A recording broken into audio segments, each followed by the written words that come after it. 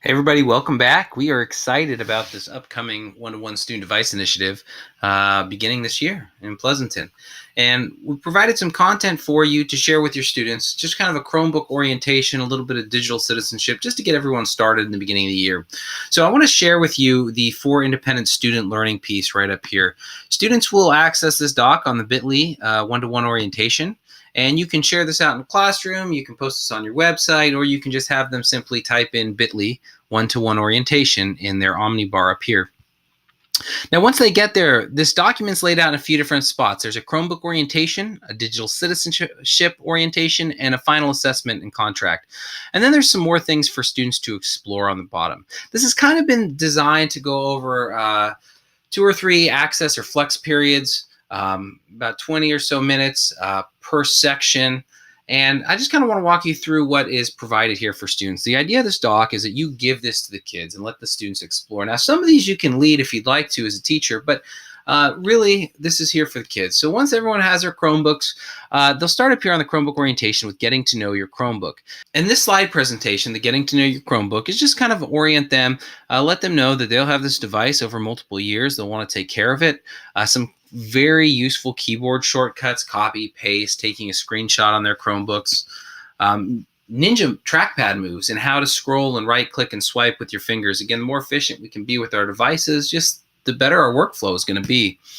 And then saving to Google Drive. This is really big on the Chromebooks. There's a little bit of storage on the Chromebooks, but students can actually just drag and drop from their file into Google Drive. And so trying to get them to save that screenshot. And then some information about connecting to Wi-Fi off campus.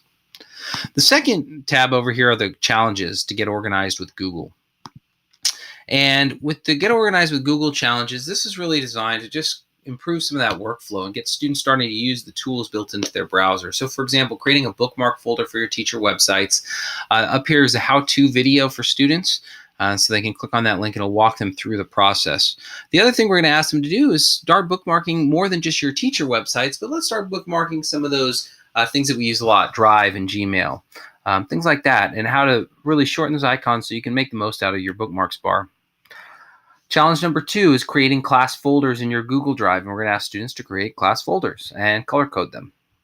There's also some information about how to become a better searcher within their Drive. The last challenge is to look through the Chrome extensions in the 4PUSD web store, and these are extensions like some of our favorites listed here: training for G Suite, shorten URLs with shorten me, bibliographies and cite this for me, something fun like Bitmoji. And students can add some of these extensions into their browser. I will say, if you do not have the training for G Suite extension, it is amazing. You'll see it in this exclamation point right here. And if I click into it, I can ask it anything in Google Slides and it will just tell me, or in some cases, show me how to do that. And then one of the other things that's new this year is PUSD has added WeVideo into our G Suite. And this is the tool for web-based video editing. It runs great on a Chromebook and students are able to just log in. It's a great tool for students to know about, that they have access to something that they can use for their projects, for all sorts of types of things. And then the digital citizenship orientation. So this is really important. We're going to start with looking at passwords, do's, and don'ts. And so what we're asking students is to just kind of think about their passwords and how to, be safer with a more secure password. And I think there's a lot of things that we as teachers can also learn from this. I'm not going to play this, but you need to watch this Jimmy Kimmel Live sketch. It is hilarious, and it really makes you start questioning some of your passwords. But some passwords, do's, and don'ts for students, wanting them to have a unique password. Again, this is something that you can give to the kids, or you, if you like, as a teacher, can lead this activity with everyone. So tips for creating strong passwords, and how to create strong passwords, creating passphrases, and then looking at a password strength checker and see how strong your password might be. And then how do you remember, and ideas for remembering, because I know that Google Doc that we all have that is called passwords is probably not the best place to keep the list of passwords. And then things like even locking your phone and just being safe with your devices. The how to properly cite images, this kind of gets into the copyright and Creative Commons. We're actually going to ask students to make a copy of the spreadsheet. Now, that link forces a copy, and so you'll see it says copy document. Would you like to make a copy of? Can I use this photo? So students will have to click through that.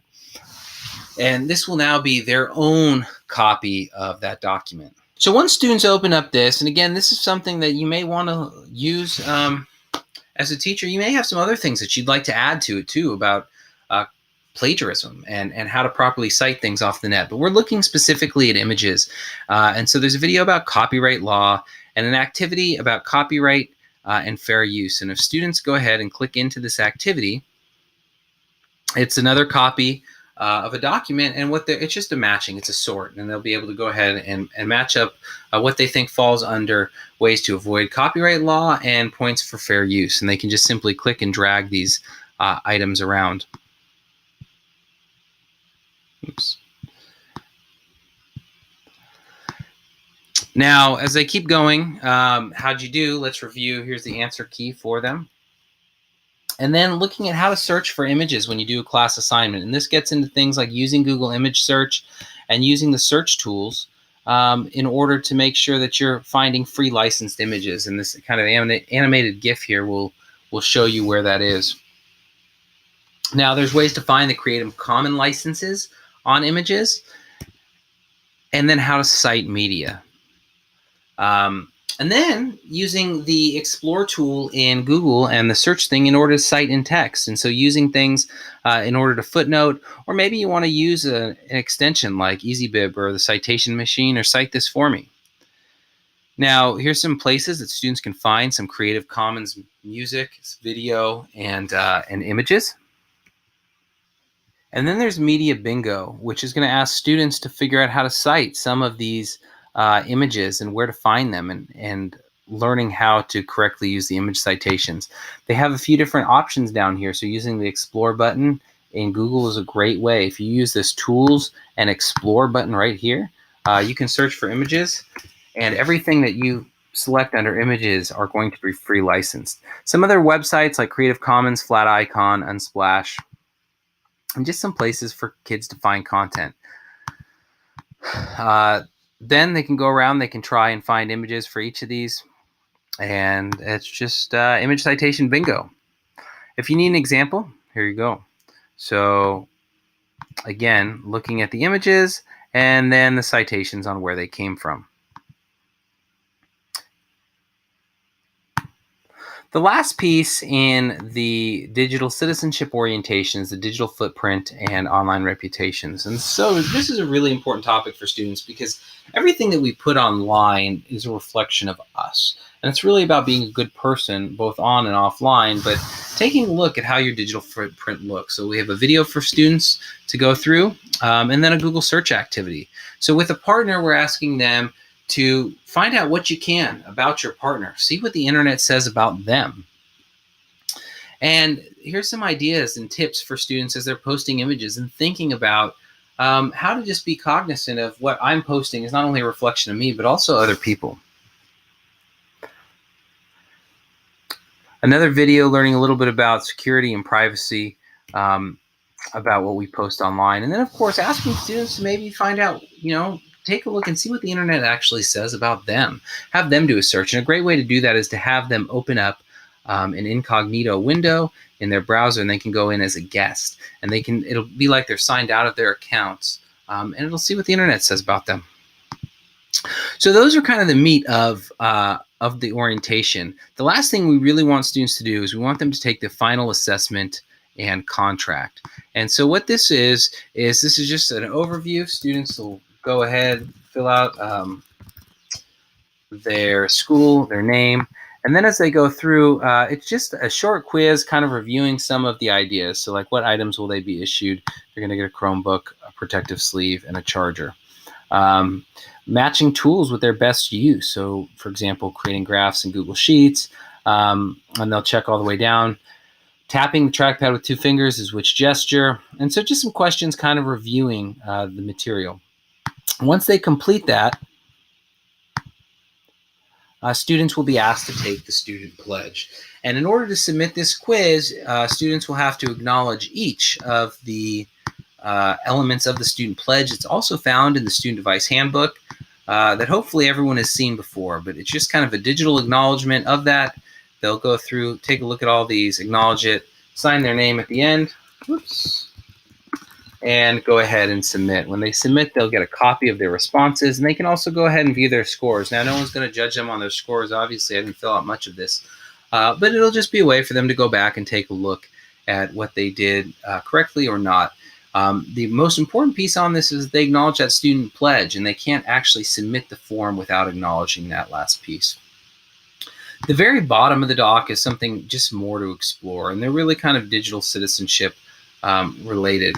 But some students may love this Interland website, and it's actually pretty awesome.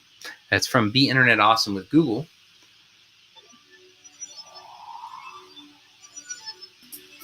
Outrun the hackers or they will steal your messages and identity. Start by grabbing your messages and emails containing your private stuff and store them safely in the tower. And again, you can see this is going to be completely self-paced for students. It's going to take them through some activities that are just going to reinforce some of those digital citizenship concepts that they've been learning. The video, cyberbullying, and it's hosted in View Pure, which is a way to watch YouTube videos without having to go to YouTube. It's a great way, in addition to adding a video to slides. But again, it's a it's about cyberbullying for students. And then last thing, the digital bytes. Okay, so this is the digital bytes, and digital bytes is from Common Sense Media. It really asks students to look at a problem and then create something to share. So you have an overview here, but let's scroll down. What students are going to do is they're going to go, which activity are you feeling like today? And we're going to go with, let's go with creator. And so then they have to pick a question that sparks there. So can you think of $1 million idea? They have a video to kind of help their process. They answer a few questions, and as they continue through, you can see we're at the reflect. Now we've done the watch. So now we're in the discuss. So we have to pick a case study video. We'll watch the case study video. And here's the activity. So time to innovate. We'll go ahead and pick activity A. What is your $1 million idea? You can click into it. It kind of prompts students. It gives them some free tools to actually create something. So in this case, they're asking students to sketch a blueprint for their idea online and build a prototype. As they continue down, it's going to ask them then to share their creations with the world. And so there's a lot of opportunities for students to engage in some of these activities as well. This is really a starting place, but I think you'll find there's enough content in here to get going.